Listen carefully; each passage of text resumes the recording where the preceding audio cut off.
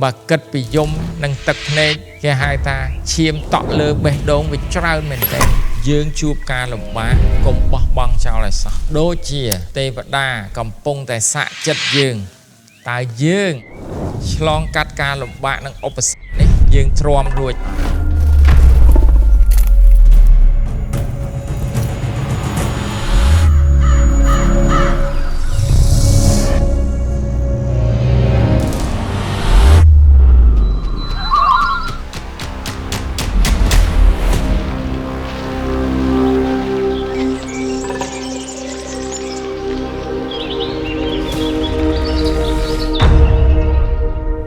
Many dreams, some built, a few succeed.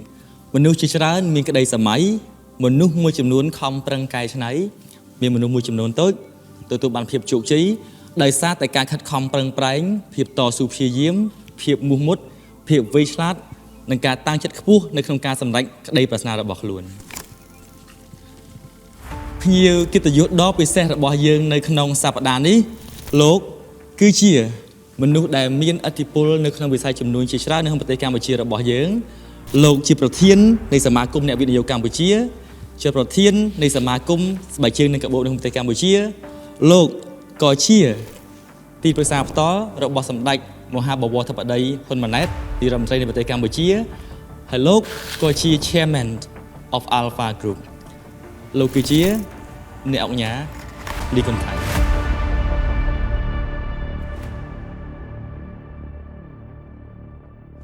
លោកពូសូមជម្រាបសួរអរគុណមែនទែនដែលបានចូលរួមក្នុងកម្មវិធីរបស់យើងបាទលោកពូសូមអញ្ជើញអង្គុយ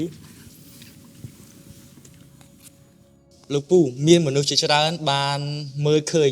អំពីសមិទ្ធផលដែលលោកពូបានកសាងតាមរយៈពេលជាច្រើនមកដល់ម៉ោងនេះប៉ុន្តែក៏មានអ្នកចង់ដឹងដែរថាតើអ្នកអង្គការលីកុនថៃចាប់ផ្ដើមមកដោយភាពជោគជ័យអញ្ចឹងមានគ្រប់យ៉ាងឬក៏ចាប់ផ្ដើមដោយកន្លែងណាមួយ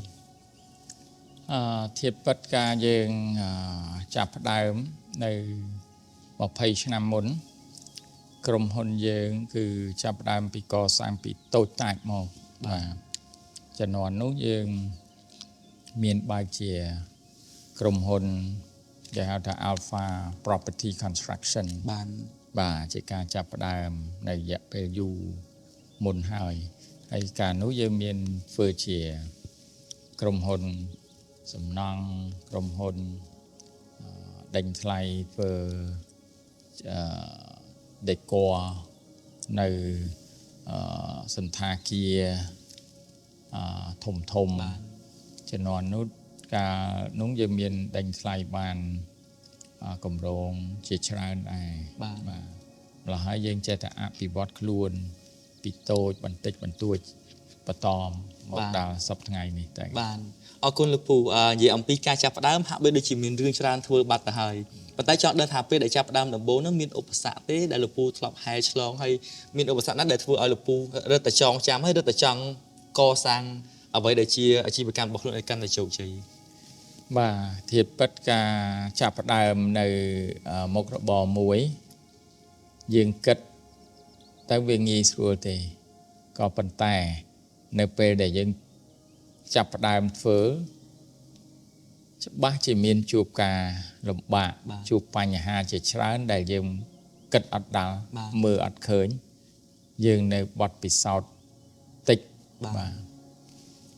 មានការជួបការលំបាកច្រើនជំនាន់នោះគឺយើងមានអ្នកភាគហ៊ុន3ប្រទេសបាទទី1គឺខ្ញុំជាភាគហ៊ុននៃប្រទេសកម្ពុជាជនជាតិខ្មែរបាទហើយយើងមានភាគហ៊ុនជនជាតិថៃបាទមានភាគហ៊ុនជនជាតិវៀតណាមក្រុមហ៊ុន3ភាគីហើយយើងមានការចាប់ផ្ដើមជំនាន់នោះយើងក៏ជាអ្នកដែលចូលហ៊ុនតែយើងអត់មានទៅ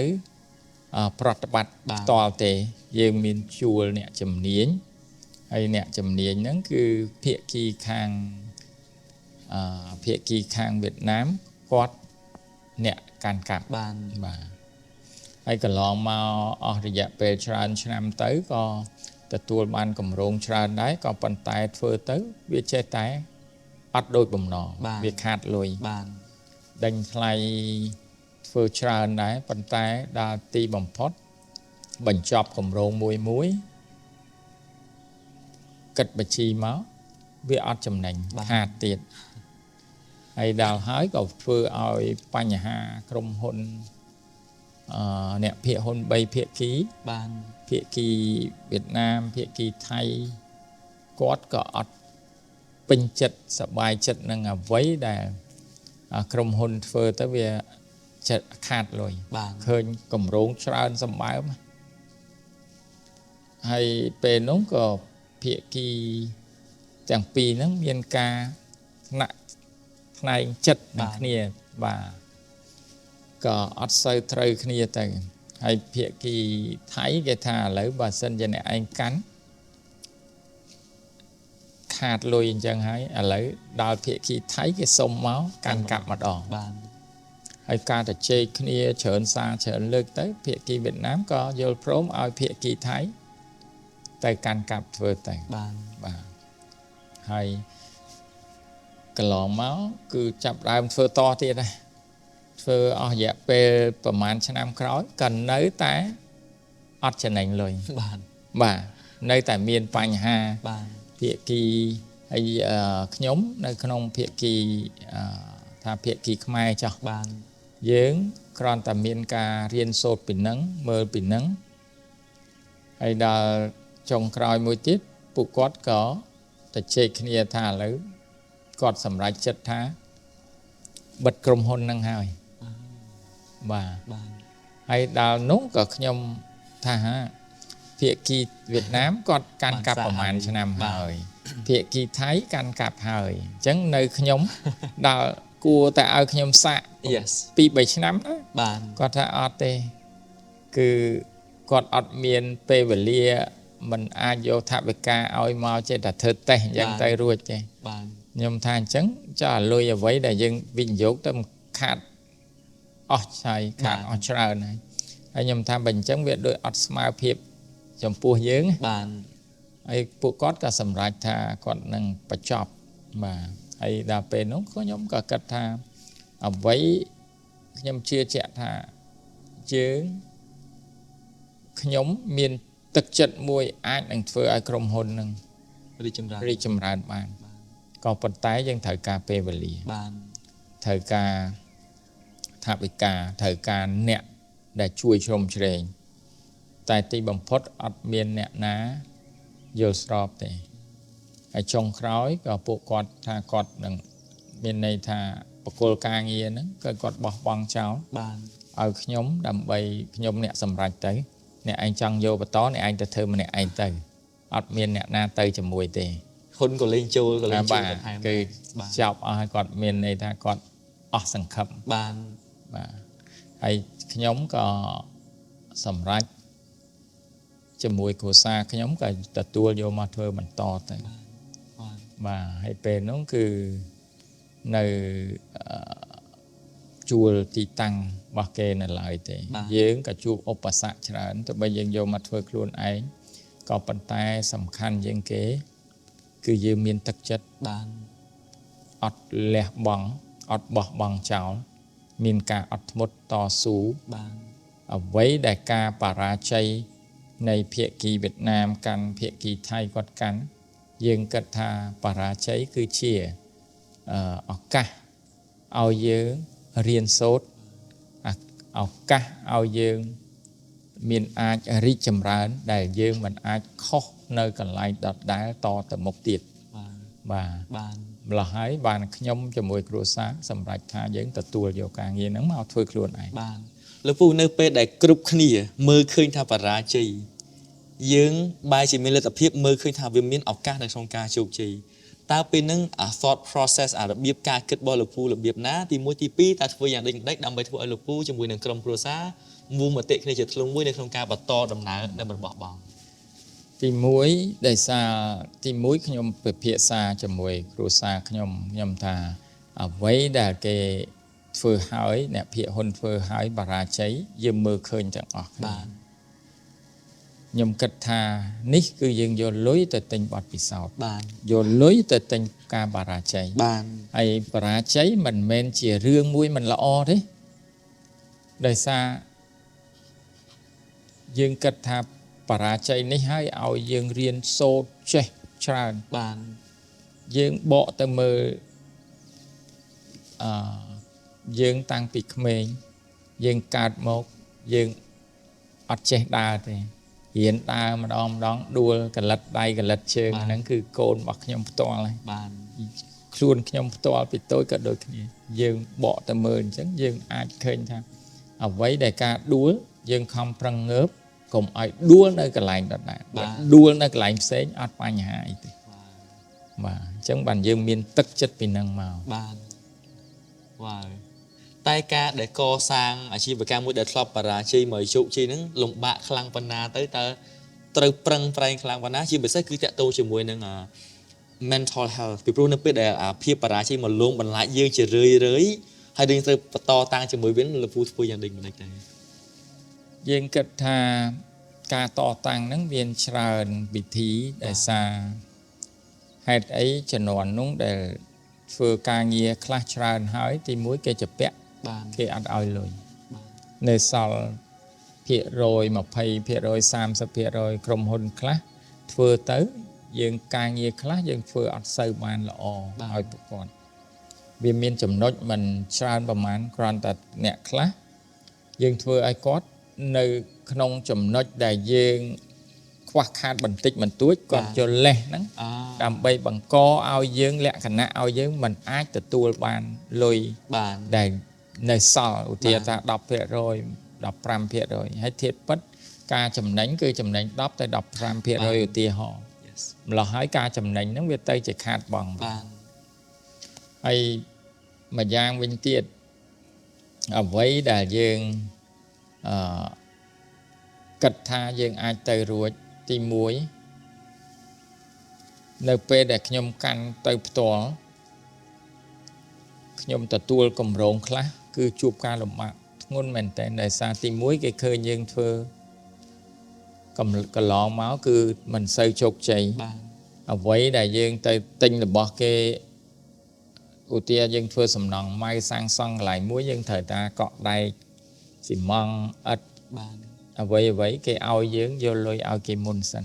បានគេហ៊ានឲ្យអវ៉ាន់ បាន ដោយសារគេមិនស្គាល់យើងគេខ្លាចយើងយកអវ៉ាន់ទៅហើយយើងអត់មានលុយសងគេនេះគឺយើងជួបការលំបាកជាធ្ងន់ បាន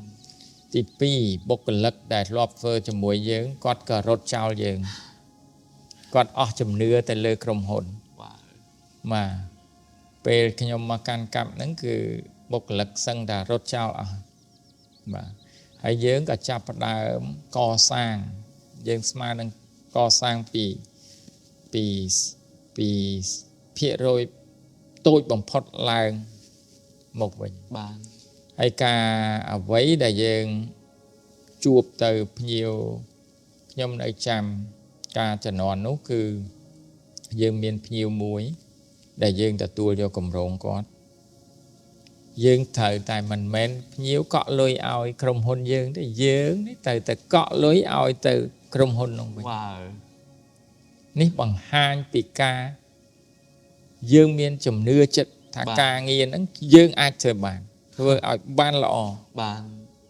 វ៉ាវ ដោយសារការដេញថ្លៃវាច្រើន បាន ក្រុមហ៊ុនហើយចំនួនច្រើនឆ្នាំមុនអត់មានអ្នកណាថា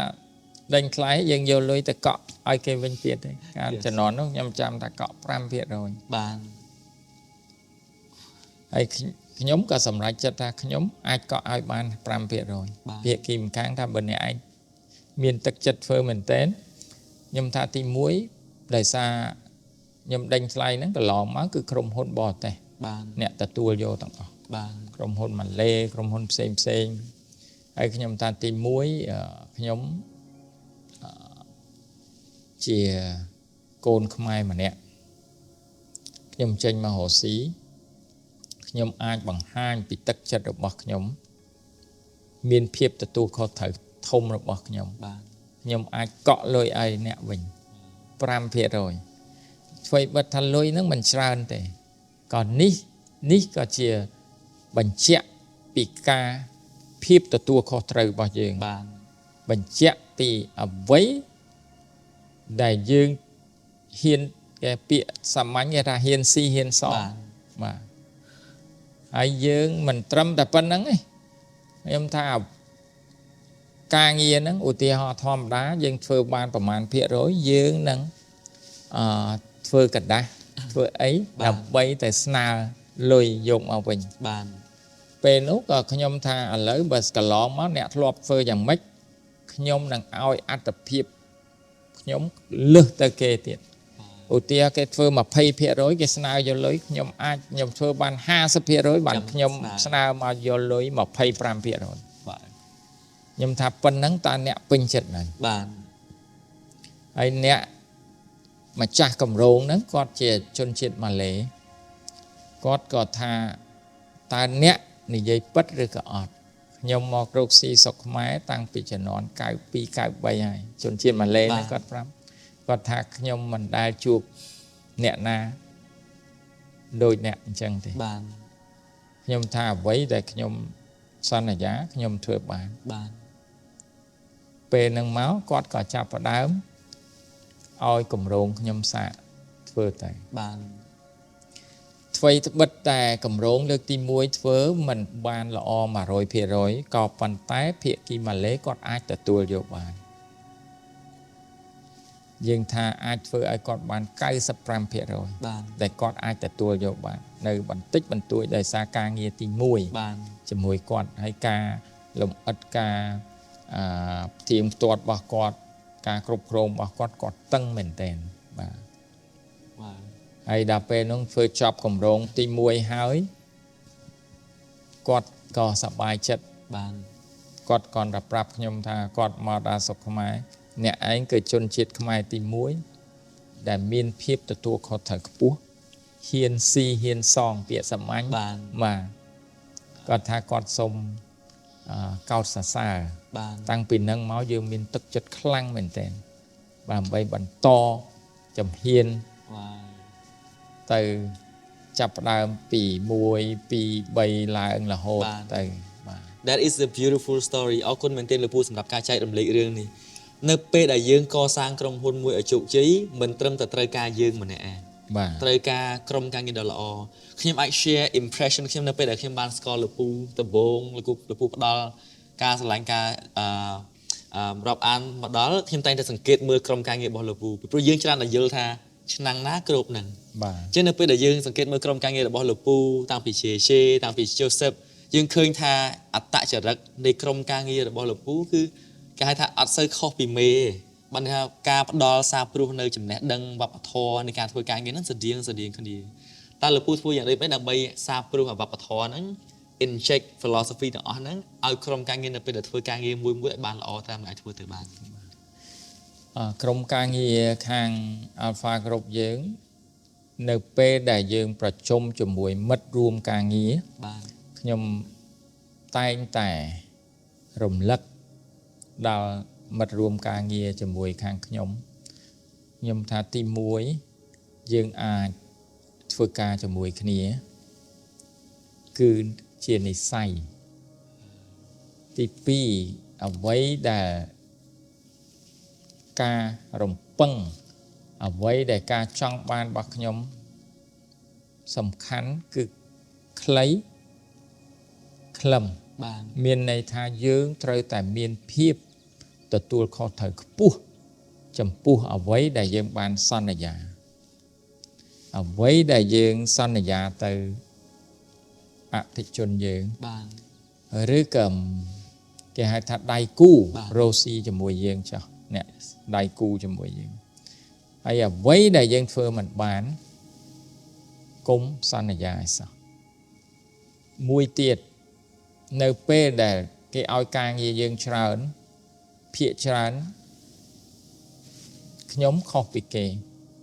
จุงกาลมัดรวมการเงียกอดบานแต่ตัวการเงียชรันกอดมาปรับขยมปัดประกาศทากอดสบายจัดขยมก็สบายจัดแต่ขยมแต่แต่ปรับตื่มัดรวมการเงียระบอกขยมทาแต่ตัวชรันยังสบายจัดก็ปันแต่ขยมกรอนแต่เอาโกลได้เนี่ยถ้า ទទួលត្រូវតែមានភាពទទួលខុសត្រូវ បាន កុំចេះតែចង់បានការងារច្រើនពេលនោះយើងធ្វើអត់បានល្អធ្វើឲ្យគេអាក់អន់ចិត្តបាទម្ល៉េះហើយបុគ្គលិកជួនកាលគាត់ក៏ឆ្ងល់គាត់ថាធម្មតាតែទទួលបានច្រើនគាត់ធ្លាប់ធ្វើនៅកន្លែងគេផ្សេងទទួល10បាន20បាន30 40គាត់ទទួល បាន ខ្ញុំថាប៉ុណ្្នឹងបានឆ្នាំនេះមានន័យថា target របស់យើងប៉ុណ្្នឹងបានកុំលោកពេកកុំចង់បានច្រើនពេក បាន សំខាន់ប៉ុណ្្នឹងយើងធ្វើឲ្យចប់ឲ្យល្អនេះគឺគោលដៅរបស់យើងហេតុអីបើសិនជាអ្វីយើងយកមកលើស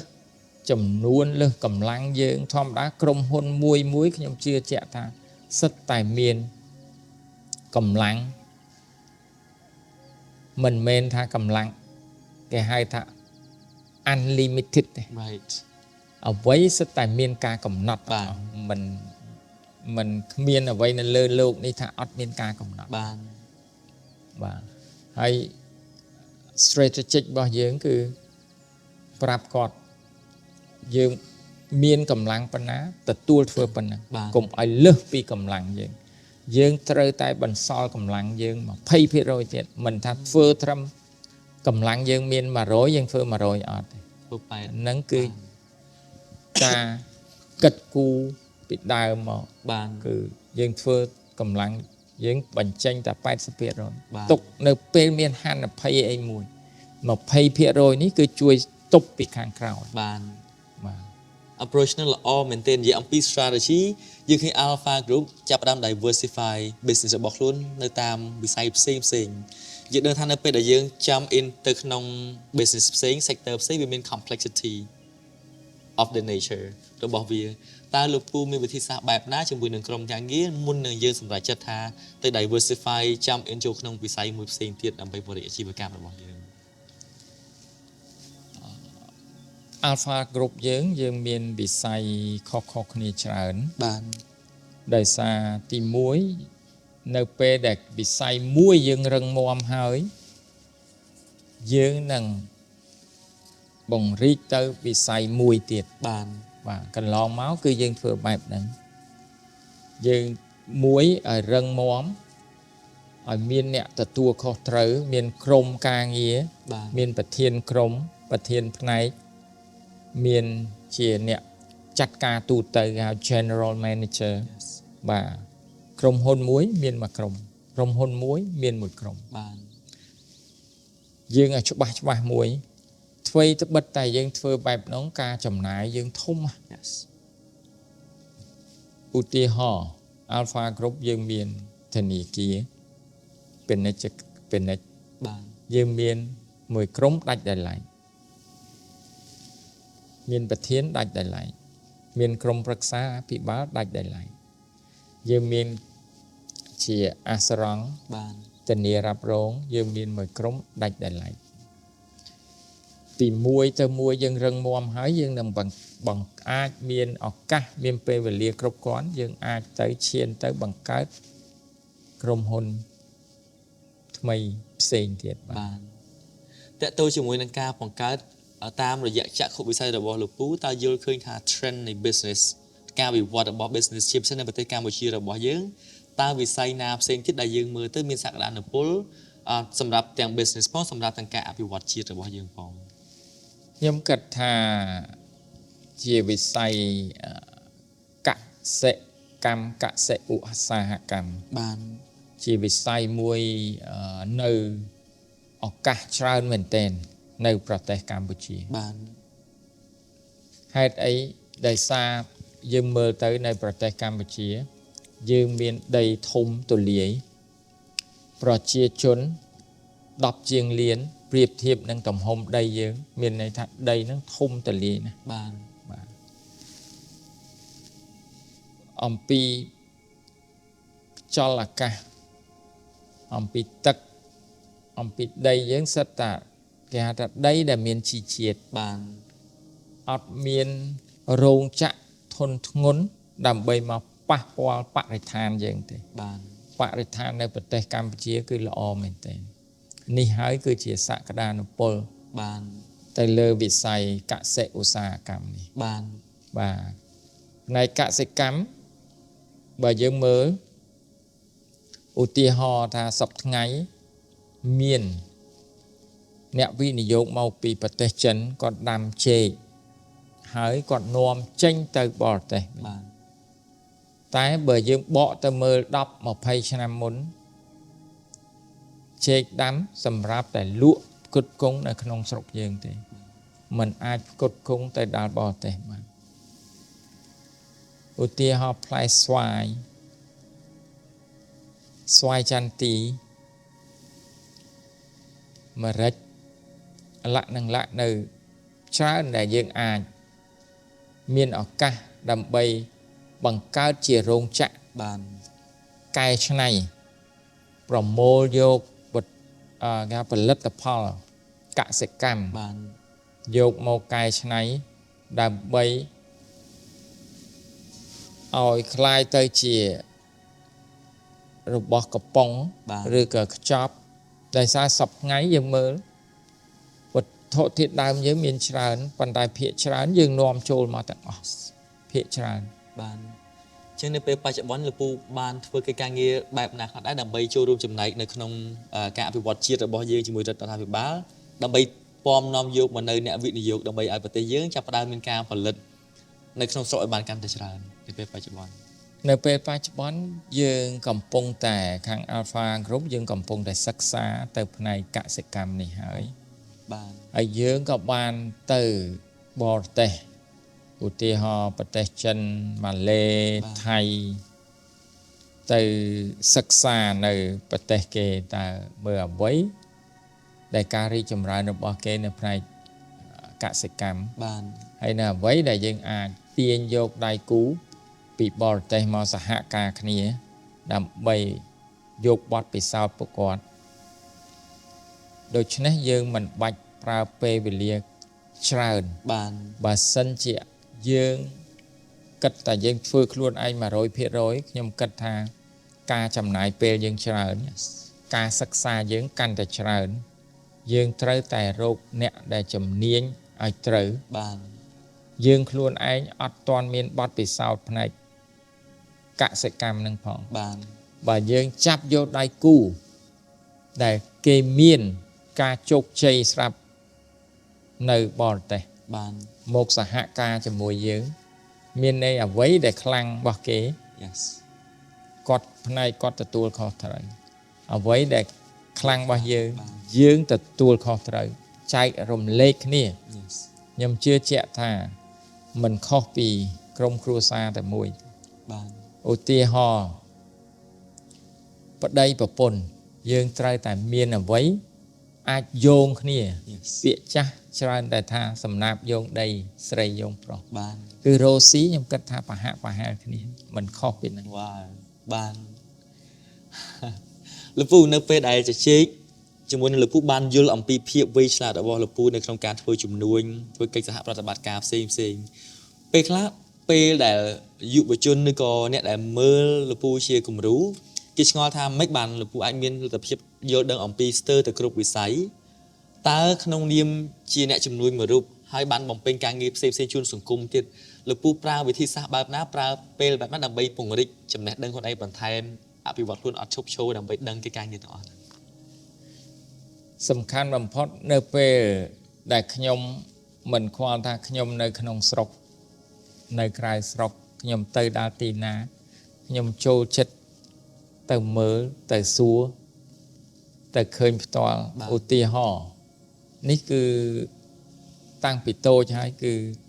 ខ្ញុំទៅហាងបាយញ៉ាំបាយមួយខ្ញុំតែងតែសួរការលម្អិតពីហាងបាយហ្នឹងឧទាហរណ៍ថាអ្នករត់តុកអ្នកបម្រើការងារនៅហាងបាយខ្ញុំតែងតែនិយាយលេងជាមួយគាត់នៅក្នុងការនិយាយលេងហ្នឹងយើងអាចសួរអ្វីដែលយើងមិនចេះច្រើនអ្វីតាហាងបាយតូចមួយឬក៏ធំមួយគាត់ជាអ្នកបម្រើនៅក្នុងហ្នឹងមិនប្រកាសថាយើងប្រកែជាងគាត់ទេ បាន tí muối hạt ấy thành chẳng đời xa ca nghe nứng quạt phơ tầm ở mốc ấy quạt phơ tràn năm បាន quạt dồn yes còn tập nhiều trôi máu quạt mơ tận mục nhiều sầm liệt bầm bẹ nhiều chôn chiết bọc nhiều và hai chỉ chôn chiết chân ở បាន quạt và hai chỉ trôi chiết được bọc súp trôi chiết mà hộp cha mà hộp khanh mà hộp ấy nhỉ បាន bà mơ tới bò rồi tè mau bìa rộp ấy ô bà hai trôi chiết ấy steak rồi cả ấy បាន nâng cá bắt dương riêng sốt bị quạt banច្រើន បាន xua quạt nhiều quạt mà trông mà phía nhiều chôn chết ấy là បាន hàng nâng ấy quạt phơi nên nâng bạc khai bảo màក្រុមហ៊ុននឹងមានផ្ដល់អ្វីឲ្យគាត់ខ្លះ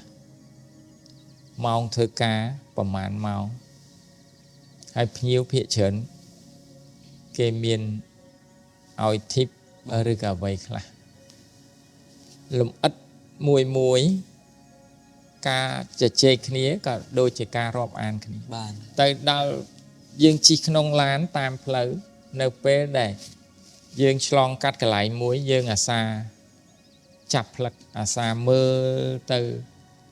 តាហេតុអីហាងនេះយើងជិះកាត់រាល់ដងគាត់ភ្ញៀវច្រើនមែនទែន បាន ហេតុអីហាងនោះជាប់នៅគាត់បើកស្តៀងគ្នាក៏អត់មានមនុស្សហូបយើងចូលចិត្តយល់ដឹងចង់ឃើញពីមូលហេតុអីខ្លះ បាន ដើម្បីយើងយកមករៀនវិភាគខ្លួនឯងសិនមើលថាការវិភាគរបស់យើងហាងនេះចោះទៅគាត់នឹងជួបឧបសគ្គអី បាន ក្នុងមួយឆ្នាំពីរឆ្នាំបើហាងនេះចោះទៅគាត់អាចរីកចម្រើនយើងរៀនវិភាគនៅក្នុងចិត្តយើងសិន បាន ហើយចាំមើលរយៈពេលមួយឆ្នាំក្រោយតើការវិភាគយើងត្រូវឬខុសបើខុសនៅកន្លែងណា បាន បើត្រូវប្រមាណភាគរយ បាន ទៅដល់បរទេសដូចគ្នាអាសាមើលអាសាសួររាប់អានមិត្តភ័ក្តិឲ្យច្រើននៅអ្វីដែលយើងចង់ដឹងចង់ឃើញ បាន យើងព្យាយាមរៀនសូត្រពីភាគីម្ខាងទៀតខ្ញុំជឿជាក់ថាយើងរស់នៅទោះបីយើងរីកចម្រើនដល់ប៉ុណ្ណាទោះបីក្រុមហ៊ុនយើងធំប៉ុណ្ណាយើងក៏ត្រូវការរៀនសូត្រ បាន មិនចេះឈប់មិនចេះឈរទេ បាន ពាក្យចាស់គេថារស់ដល់ចាស់រៀនដល់ចាស់តាំងពីក្មេងខ្ញុំគិតថានិយាយដូចចាស់ចាំបាច់រៀនសូត្រ ធាតុពិតគឺជាការពិតត្រូវតែរៀនសូត្រឧទាហរណ៍បើសិនជាយើងមិនខំពាក្យសាមញ្ញគេហៅថាបើមិនខំអាប់ដេតខ្លួនឯងមិនខំរីកចម្រើនខ្លួនឯង បាន យើងនឹងធាក់ថយក្រោយជាពិសេសនៅសម័យនេះគឺសម័យគេហៅថាពាក្យសាមញ្ញគេហៅថាសម័យ AI បាន យើងនៅការចំនួន10-20ឆ្នាំមុនយើងមិននឹកដល់ថាមានទូរស័ព្ទមួយយើងគ្រាន់តែចុចមកហូបមកដល់មុខផ្ទះយើង បាន គឺមិនអាចនឹកដល់ទេតែសម័យនេះគឺការពិត បាន ម្ល៉េះហើយបើសិនជាយើងអត់ខំអភិវឌ្ឍខ្លួនឯងអត់ចេះប្រើកុំព្យូទ័រអត់ចេះប្រើទូរស័ព្ទឆ្លាតវៃ បាន អត់ចេះប្រើ AI ទេយើងនឹងឈានដល់អត់មានអីហូបទេ បាន ដោយសារសម័យឥឡូវគឺទំនើបមែនទែន បាទ យើងមើលយើងទិញរបស់ទិញអីគ្រាន់តែចុចនៅក្នុងទូរស័ព្ទយើងអាចកម្មង់ពីថៅប៉ាវពីចិនមកបា បាន ន Alibaba កម្មង់ពីគ្រប់ប្រទេសមកបានហើយគេដឹកជញ្ជូនយកមកដល់មុខផ្ទះឲ្យយើងទៀត បាន វ៉ាអរគុណមែនទែនលោកពូសម្រាប់មេរៀនដ៏ humble មួយនេះតាមពិតទៅការដាក់ខ្លួននិងការសិក្សារៀនសូត្រគឺសំខាន់មិនថាក្មេងមិនថាវ័យច្រើនមិនថាជោគជ័យមិនថាមិនជោគជ័យទៅតែរៀនបន្តរហូតបាទលោកពូបកមកពាក់ព័ន្ធជាមួយនឹងការចំណាយពេលវេលាវិញម្ដងក្នុងនាមជាអ្នកជំនួយមួយរូបក្នុងនាមជាម្ចាស់ក្រុមហ៊ុនដឹកនាំក្រុមហ៊ុនជាច្រើន ហេតុអីបានលោកពូចំណាយពេលផ្សេងផ្ទាល់ខ្លួនឯងបន្ថែមទៀតក្នុងការចូលរួមចំណែកក្នុងសង្គមរបស់យើងពីព្រោះក្រៅតែពីការងារឯកជនលោកពូមានការងារសង្គមច្រើនដែលក្មួយក៏ធ្លាប់បានស្គាល់ដោយសារតែការចូលរួមចំណែករបស់សង្គមរបស់លោកពូដែរហេតុអីបានសំខាន់នៅក្នុងការចូលរួមចំណែកទាំងអស់ហ្នឹងសំណួរយ៉ាងល្អខ្ញុំគិតថាធៀបពិតការរស់ស៊ីរបស់យើងគឺយើងរវល់មែនទែនហើយបាទសឹងតែគ្មានពេលតែធ្វើការងារអីផ្សេងទេដោយសារយើងមានក្រុមហ៊ុនច្រើនហើយមិនមែនតែក្រុមហ៊ុនទេគឺខ្ញុំមានកូនច្រើនទៀតបាទកូន8នាក់ដល់អញ្ចឹងយើងពេលវេលាយើងសឹងតែថាប្រើមិនក្រន់បាទក៏ប៉ុន្តែអ្វីហ្នឹងគឺការទឹកចិត្តរបស់យើងគិតថាយើងជាមនុស្សមួយនៅក្នុងពិភពលោកនេះมันអាចរស់នៅដោយឯកោมันអាចរស់នៅតែយើងចង់បានតែរីកចម្រើននៃវិស័យក្រុមហ៊ុនរបស់ខ្លួនឯងបាទយើងបានការរីកចម្រើនពីក្រុមហ៊ុនរបស់យើងគឺដោយសារសង្គមផ្ដល់ឱកាសឲ្យយើងបាទឧទាហរណ៍ថាប្រទេសមានសន្តិភាពបាទប្រទេសមានការរីកចម្រើនគឺมันអាចខ្វះពីការចូលរួមរបស់ប្រជាជនឬក៏អ្នកវិនិយោគនៅក្នុងស្រុកយើងទេបាទម្ល៉េះហើយការជំរុញទឹកចិត្តនេះឲ្យខ្ញុំបែងចែកពេលវេលាខ្ញុំឲ្យព្យាយាមឲ្យបានច្រើនធ្វើការងារទៅលើសង្គមបានសងទៅសង្គមវិញអ្វីដែលយើងបានមកពីសង្គមបានតើមកដល់ម៉ោងនេះកិច្ចការងារជាច្រើនដែលលោកពូបានធ្វើ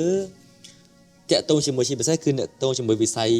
វិនិយោគដែលលោកពូជាប្រធានសមាគមអ្នកវិនិយោគកម្ពុជាមានទាំងវិស័យស្បែកជើងវិស័យធ្វើដំណើរ travel goods ហើយនឹងកិច្ចការងារផ្សេងទៀតតើវិស័យទាំងអស់នេះមកដល់ម៉ោងនេះលោកពូយល់ថាមានការរីកចម្រើនខ្លាំងប៉ុណ្ណាក្នុងប្រទេសកម្ពុជារបស់យើងហើយតើមានសក្តានុពលធំប៉ុណ្ណាទៀតសម្រាប់ការអភិវឌ្ឍនៅក្នុងវិស័យទាំងអស់បាទវិស័យទាំងអស់នេះខ្ញុំមើលទៅគឺមានសក្តានុពលខ្លាំងបាទដោយសារឧទាហរណ៍ថាវិស័យផលិតផលស្បែកជើងចុះបាទផលិតផលស្បែកជើងគឺម្នាក់គឺការនាំចេញពីប្រទេសកម្ពុជាទៅអឺរ៉ុបទៅអាមេរិកទៅអង់គ្លេសទៅក្នុងតំបន់ក្នុងអាស៊ានក៏មានសប្តាហ៍ថ្ងៃនេះក៏មាននាំត្រឡប់ទៅប្រទេសចិនវិញដែរវិស័យនេះគឺវិស័យដ៏ធំមួយដោយសារពីមុនរោងចក្រមួយភាគច្រើនគាត់ប្រើជាកម្លាំងមនុស្សដេរប្រើមនុស្សឥឡូវនេះគឺប្រើជាគ្រឿងម៉ាស៊ីនទំនើបដើម្បីចាក់ពុម្ពកាត់បន្ថយនៃកម្លាំងពលកម្មការនាំចេញទៅបរទេសមានច្រើនមែនទែនឧទាហរណ៍ថាដូចជាវិស័យផលិតផលធ្វើដំណើរដូចជាកាបូបវ៉ាលីលាក់ជាដើមនៅប្រទេសយើងគឺអ្វីត្បិតតែយើងអត់មានវត្ថុធាតុដើមនៅក្នុងស្រុកក៏ប៉ុន្តែយើងអាចនាំចូលដើម្បីនាំចេញដោយសារប្រទេសកម្ពុជាយើងរាជរដ្ឋាភិបាលមានលើកទឹកចិត្តទៅដល់អ្នកវិនិយោគមិនគិតថាក្នុងស្រុកក្រៅស្រុកទេគឺស្មើភាពគ្នាអ្នកវិនិយោគគាត់អាចបង្កើតជារោងចក្រធ្វើការនាំចេញទៅបរទេសគាត់អាចរកវត្ថុធាតុដើមនៅក្នុងស្រុកឬក៏នៅក្រៅស្រុកចូលមករដ្ឋាភិបាលយើងជួយរួចពន្ធនៅការនាំចូលវត្ថុធាតុដើមរួចពន្ធនៅប្រាក់ចំណេញពី3ទៅ9ឆ្នាំទៀតនេះហើយគឺជាឱកាសសម្រាប់អ្នកវិនិយោគក្នុងស្រុកក្រៅស្រុកឱកាសដែលល្អបំផុតបាទហើយកម្លាំងពលកម្មយើងក៏អាចប្រកួតប្រជែងជាមួយប្រទេសក្នុងតំបន់បាទ ឥឡូវនេះនិយាយអំពីចក្ខុវិស័យរបស់លោកពូសម្រាប់ក្មេងៗចំនួនក្រោយវិញម្ដងដូចជាពួកខ្ញុំជាដើមហេតុអីបានជាការចូលរួមចំណែកជួយជ្រោមជ្រែងក្មេងៗចំនួនក្រោយពីព្រោះខ្ញុំតែងតែមានអារម្មណ៍ថានៅប្រទេសកម្ពុជារបស់យើងមានអ្នកដែលគាត់មានលទ្ធភាពចង់ធ្វើកិច្ចការងារច្រើនតែដែលកង្វះខាតឬក៏ the connection ដែលវាអត់ជាប់គ្នាហ្នឹងគឺទំនាក់ទំនងរវាងអ្នកដែលគាត់មានលទ្ធភាពអាចជួយជ្រោមជ្រែងនិងអ្នកដែលចង់ធ្វើជាក់ស្ដែងដូចជាកម្មវិធីរបស់យើងជាដើមក៏មានការជួយជ្រោមជ្រែងពី Alpha Group ពី Gateway ជាដើមអញ្ចឹងយើងឃើញថាការ empower បែបនេះធ្វើឲ្យពួកយើងធ្វើកិច្ចការងារបានច្រើនណាស់តើលោកពូយល់ឃើញថាអ្នកដែលមានលទ្ធភាពដូចជាលោកពូគួរធ្វើកិច្ចការងារបែបណាជាមួយនឹងយុវជនជំនាន់ក្រោយដើម្បីឲ្យការងារដែលយើងអាចធ្វើកាន់តែធំកាន់តែរីកចម្រើនបន្ថែមទៀតបានសំណួរដែលល្អខ្ញុំជឿជាក់ថាយុវជនវ័យក្មេងចំនួនក្រោយនេះបើលោកចង់ការរីកចម្រើនខ្ញុំជឿជាក់ថានៅប្រទេសកម្ពុជាយើងមានក្រុមហ៊ុនជាច្រើនមានអ្នកវិនិយោគក្នុងស្រុកក្រៅស្រុកជាច្រើនគាត់នឹងអាចជួយជាថ្នាលមួយអាចឲ្យការរៀនសូត្របទពិសោធន៍យកបទពិសោធន៍អ្នកដែលចំនួនមុនអ្នកដែលបានកំពុងតែគេហៅថាកំពុងតែជោគជ័យឬក៏មានការជោគជ័យខ្លាំងបាទអាចចែករំលែកពីបទពិសោធន៍ឬក៏ជាមានសកម្មភាពនៅក្នុងសង្គមឬក៏មានការទំនាក់ទំនងអ្នកវិនិយោគគាត់មកពីបរទេសអីយើងអាចអាសាទំនាក់ទំនងគ្នាឧទាហរណ៍ថាខាងសមាគមឬក៏សហព័ន្ធអ្នកវិនិយោគយើងខ្ញុំអាសាមានកម្មវិធីជាច្រើនបាទមានអ្នកវិនិយោគចូលមកមានកម្មវិធីយើងអាចចងសម្ព័ន្ធបាទជាសមាជិកឬក៏ជាដៃគូពេលនោះហើយយើងមានឱកាសរៀនសូត្រមានឱកាសចាប់ដៃគូជាមួយអ្នកវិនិយោគបាទមានឱកាសស្វែងយល់ដោយសារការរស់ស៊ីអាចរីកចម្រើនមួយត្រូវការច្រើនមុខគុំចូលគ្នាបានយើងអាចជោគជ័យបានមិនមែនត្រូវប្រើពេលវេលាខ្លីទេពេលវេលាមើលទៅលើស្ថានភាពជាក់ស្ដែងមើលទៅថាតើយើងមានត្រៀមគ្រប់លក្ខណៈហើយឬនៅឧទាហរណ៍ឱកាសមួយដែលមកដល់មុខផ្ទះយើងហើយក៏ប៉ុន្តែកន្លងមកយើងអត់បានត្រៀមចាប់ឱកាសហ្នឹងអត់បានសិក្សាអ្វីដែលគេសួរទៅយើងអត់ដឹងទាំងអស់សួរឆ្វេងយើងឆ្លើយស្ដាំគេត្រូវការអង្គយើងអត់ដឹងទៅរកអង្គនៅកន្លែងណាឲ្យគេលក់ឲ្យគេត្រូវការស្វាយចន្ទទីយើងអត់ដឹងថាទៅរកណាស្វាយចន្ទទីឲ្យគេនេះហើយដែល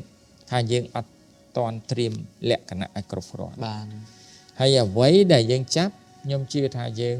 គួរតែចាប់ពីមួយឲ្យច្បាស់ឈានទៅមួយទៀតកុំចាប់ច្រើនពេកឧទាហរណ៍ថាយើងរៀនបានហើយយើងរៀនក្នុងមួយថ្ងៃហ្នឹងយើងរៀន 3-4 ភាសាទីបំផុតភាសាមួយយើងចេះដែរក៏ប៉ុន្តែចេះប្រើការអត់បានធំដុំអត់បានប្រើការកពិចកប៉ុកពាក្យសាមញ្ញយើងប្រើបានក៏ប៉ុន្តែយើងចង់ចំណេញលុយធំចង់បានមុខរបរយើងរីកឲ្យកាន់តែលឿនយើងចាប់ឱកាសហ្នឹងអត់បានពេលដែលលោកពូមានប្រសាសន៍ចឹងធ្វើឲ្យពួកយើងជាយុវជនជំនាន់ក្រោយមានអារម្មណ៍ថារំភើបមែនទែនពីព្រោះយើងគិតថាវាមានថ្នាលមួយនៅខាងក្រៅដែលយើងអាចតាក់ទងជាមួយនឹងគ្នាបានតែជាពាក្យផ្ដាំផ្ញើទៅកាន់យុវជនវិញពីព្រោះជួនកាល excitement ធ្វើឲ្យពួកយើងភ្លេចខ្លួនដែរពួកយើងគួរមានបុគ្គលិកលក្ខណៈបែបណាគួរមានកត្តាអ្វីខ្លះនៅក្នុងខ្លួនដើម្បីឲ្យយើងរួចរាល់ដោយលោកពូមានប្រសាសន៍ចឹងថានៅពេលដែល opportunity ឱកាសមកដល់ហើយជួនកាលយើងអត់រួចរាល់ទេក្រៅពីចំណេះដឹងតើមានបុគ្គលិកលក្ខណៈណាផ្សេងទៀតដែលពួកយើងគួរតែមាននៅក្នុងភាពជាមនុស្សដើម្បីឲ្យការងាររបស់យើងអាចទំនាក់ទំនងបានវែងឆ្ងាយនិងយូរអង្វែងខ្ញុំគិតថា អំពីបុគ្គលិកយើងត្រូវតែទី1បុគ្គលិកគាត់ត្រូវតែមានចិត្តអត់ធ្មត់តស៊ូ បាន បុគ្គលិកគាត់ត្រូវតែមានទិសដៅរបស់គាត់អ្វីដែលអនាគតគាត់ចង់បានមុខរបរអ្វីចង់បានការងារអ្វីអញ្ចឹងគាត់ត្រូវតែស្វែងរកហើយការងារហ្នឹងធ្វើមួយទៅធ្វើឲ្យពាក្យសាមញ្ញគេថាធ្វើឲ្យថ្នឹកដៃមានន័យថាកុំធ្វើការងារហ្នឹងមួយបាន3 4 5ខែយើងដូរទៅការងារមួយទៀតធ្វើកន្លែងនេះតែមួយឆ្នាំយើងដូរទៅទៀតដូរទៅទៀតល្អហើយខ្ញុំជឿជាក់ថាអ្នកខ្លះគាត់ដូរច្រើនសួរគាត់ថាគាត់ចង់បានអ្វីដែលថ្មីប្លែកល្អហើយថ្មីប្លែក បាន ក៏ប៉ុន្តែយើងត្រូវគិតថាទិសដៅយើងចង់បានអ្វីឧទាហរណ៍ថាយើងអនាគតចង់បានខ្លាយទៅជាប្រធានគ្រប់គ្រង General Manager នៅក្រុមហ៊ុនណាមួយ បាន ឬក៏រោងចក្រណាមួយក៏ប៉ុន្តែយើងត្រូវតែមានទិសដៅរបស់យើងឲ្យច្បាស់ភាគរយអ្នកដែលអាចរីកចម្រើនលឿនបាន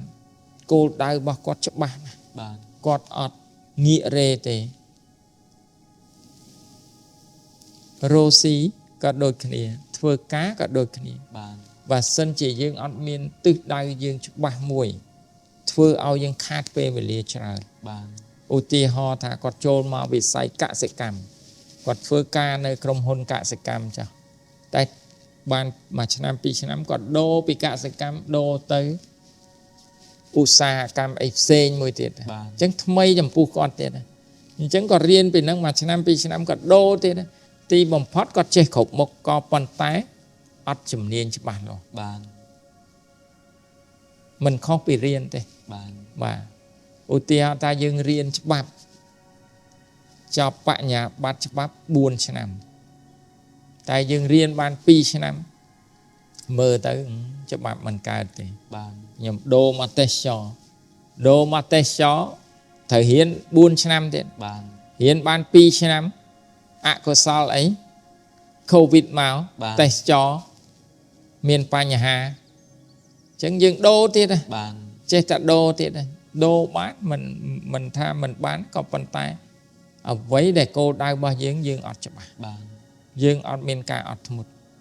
យើងចេះតែទៅតាមមិត្តភ័ក្តិ បាន ទៅតាមតែខ្យល់យើងតើតាមានការវិភាគឲ្យត្រូវ បាន មានការវិភាគឲ្យត្រូវតើតែយើងរកអ្នកដែលគាត់មានបទពិសោធន៍ហើយរកឲ្យត្រូវមនុស្សដើម្បីរៀនសូត្រពីគាត់ បាន សាកសួរពីគាត់ស្រូបយកចំណេះដឹងពីគាត់សុំទិសដៅពីគាត់ បាន តែបើយើងសួរខុសមនុស្សទិសដៅយើងក៏ខុស បានវ៉ាវអរគុណមែនទែនលោកពូនិងសំណួរចុងក្រោយពីព្រោះម៉ោងនេះជាពេលវេលាមួយដែលអាជីវកម្មជាច្រើនត្រូវបាន shake ត្រូវបានប៉ះពាល់ខ្លាំងណាស់ប៉ុន្តែខ្ញុំគិតថាដោយសារតែបានស្ដាប់ពីប្រវត្តិរបស់លោកពូនៅក្នុងការកសាង Alpha Group មិនមែនមិនធ្លាប់ឆ្លងកាត់បញ្ហាមនុស្សជាច្រើនមើលឃើញទូនាទីមើលឃើញ result មើលឃើញលទ្ធផលតែភ្លេចមើលអំពីការឆ្លងកាត់របស់គាត់សម្រាប់មនុស្សជាច្រើនដែលចង់បោះបង់ចោលនៅពេលនេះដោយសារតែលំបាកលើកទី1ឬលំបាកល្មមតើលោកពូមានអីជាពាក្យផ្ដាំផ្ញើដើម្បីពួកគាត់មានកម្លាំងចិត្តបន្តនៅក្នុងការធ្វើកិច្ចការងាររបស់គាត់ទៀត បាទខ្ញុំសូមផ្ដាំផ្ញើថាយើងជួបការលំបាកកុំបោះបង់ចោលឲ្យសោះការលំបាកនេះឬក៏យើងជួបឧបសគ្គយើងត្រូវតែខំងើបឈរឡើងតស៊ូឧបសគ្គនិងការលំបាកនេះហើយគឺជាការមេរៀនសូត្ររបស់យើងក៏ដូចជាទេវតាកំពុងតែសាក់ចិត្តយើងតើយើង បាទ ឆ្លងកាត់ការលំបាកនិងឧបសគ្គនេះយើងទ្រាំរួចអត់ បាន បើសិនជាអ្វីទិសដៅយើងចង់បានហើយការលំបាកប៉ុណ្ណឹងយើងត្រូវតែមានការអត់ធ្មត់ បាន លំបាកដែលធ្វើឲ្យយើងថ្ងៃក្រោយជោគជ័យទោះបីយើងជួបការលំបាកបែបណាក៏យើងមានទឹកចិត្តអាចឆ្លងកាត់ ការលំបាកនិងឧបសគ្គនឹងទៅរួច បាន ហើយសំខាន់ជាងគេបំផុតយើងត្រូវតែមានជំនឿចិត្តលើខ្លួនឯងនេះហើយជាចំណុចដែលសំខាន់ បាន ហើយសំខាន់មួយទៀតត្រូវតែនៅជុំវិញខ្លួនយើងមានការជំរុញទឹកចិត្តពីឪពុកម្ដាយ បាន ពីបងប្អូនឬក៏ពីមិត្តភ័ក្តិ បាន ឬក៏ជាពីដៃគូរបស់យើងឧទាហរណ៍ថាប្តីប្រពន្ធរបស់យើង បាន ត្រូវតែមានការជំរុញទឹកចិត្តរបស់យើងបើគ្មានអ្នកជុំវិញទេខ្ញុំជឿថាម្នាក់ឯងជួនកាលគាត់រោគផ្លូវអត់ឃើញ បាន មនុស្សយើងធម្មតានៅពេលដែលយើងជួបការលំបាកជួបឧបសគ្គពេលហ្នឹងភ្នែកយើងល្ងិតយើងមើលអ្វីគឺខ្មៅទាំងអស់ បាន យើងរោគច្រកចេញអត់ឃើញរោគពន្លឺថ្ងៃអត់ឃើញទេហើយបើសិនជាយើងជួបដៃគូយើងប្រាប់យើងថាអូអ្នកកុំទៅមុខទៀតតែទៅធ្លាក់ជ្រុះហើយយើងច្បាស់ជាគិតហើយគិតទៀតអាចបោះបង់ការងារនឹងចោលតែចំពោះខ្ញុំផ្ដាំផ្ញើទៅក្មេងឬក៏និស្សិតឬក៏បងប្អូនដែលចំនួនក្រោយអ្នកគេហៅថាពាណិជ្ជករវ័យក្មេង បាន ដែលចង់បានរៀនសូត្រសូមកុំឲ្យបាត់បង់នៅជំនឿចិត្តខ្លួនឯងជំនឿចិត្តនេះគឺជាកូនសោមួយអាចឲ្យយើងឈានទៅបើកទ្វារនឹងចេញទៅរកមាគ៌ាអនាគតរបស់យើងដល់ភ្លឺស្វាង បាន យើងត្រូវតែទ្រាំការលំបាកឧទាហរណ៍ដូចខ្ញុំគឺឆ្លងកាត់ឧបសគ្គលំបាកច្រើនណាស់ដោយសារយើងអត់មានការផ្សព្វផ្សាយ បាន អត់មានស្រែកយំនៅមុខគេបើគិតពីយំនឹងទឹកភ្នែកគេហៅថាឈាមតក់លើបេះដូងវាច្រើនមែនទែនក៏អ្វីសំខាន់ខ្ញុំជឿជាក់ថាដៃគូរបស់យើងសំខាន់ បាន ដោយសារឧត្តមភរិយារបស់ខ្ញុំលោកតាំងពីការឲ្យខ្ញុំមក20ជាងឆ្នាំនេះលោកមានតែការលើកទឹកចិត្តមិនដែលបំបាក់ទឹកចិត្តយើងទេមានតែការលើកទឹកចិត្តឲ្យយើងដើម្បីមានកម្លាំងចិត្តឈានទៅមុខគួបផ្សំទាំងឪពុកម្ដាយ បាន នេះហើយគឺការផ្ដាំផ្ញើរបស់ខ្ញុំហើយការសំខាន់ជាងគេបំផុត បាន one of the most touching advice ដែលខ្ញុំទទួលបានអរគុណមែនទែនលោកពូសម្រាប់ការចែករំលែកមិនត្រឹមតែដំបូលមានទេប៉ុន្តែជាគតិបណ្ឌិតនៅក្នុងការរស់នៅក្នុងការធ្វើអាជីវកម្មនៅក្នុងការបំពេញកិច្ចការងារក្នុងជីវិតផងដែរហើយជាពិសេសអរគុណលោកពូក្រៅតែពីការងារផ្ទាល់ខ្លួនបានចូលរួមចំណែកជួយសង្គមរបស់យើងច្រើនខ្លាំងមែនទែនតាមរយៈកាតព្វកិច្ចផ្សេងៗហើយយើងជូនពរឲ្យលោកពូកាន់តែជោគជ័យបន្ថែមក្នុងអាជីវកម្មផងដែរបាទ បាទសូមជូនពរនិងអរគុណដែលជូនពរឲ្យសុខភាពល្អឲ្យជោគជ័យបន្ថែមទៀតនៅការងារ បាន បាទ អរគុណលោកពូបាទអរគុណលោកពូក្រៅតែពីកសិគាខ្ញុំមានកដោទុចមួយជូនលោកពូដោយសារលោកពូបានចាប់ផ្ដើមឲ្យយើងកសាង The Thomas Show រដូវកាលទី5ជាមួយលោកពូជាការគូវាសមួយចឹងអានេះជាកាដូបន្តិចបន្តួចពីពួកយើងនៅក្នុងការ អរគុណច្រើនបាទអរគុណ អរគុណ បាទអរគុណច្រើន អរគុណលោកពូអូសិតមានន័យអូសំខាន់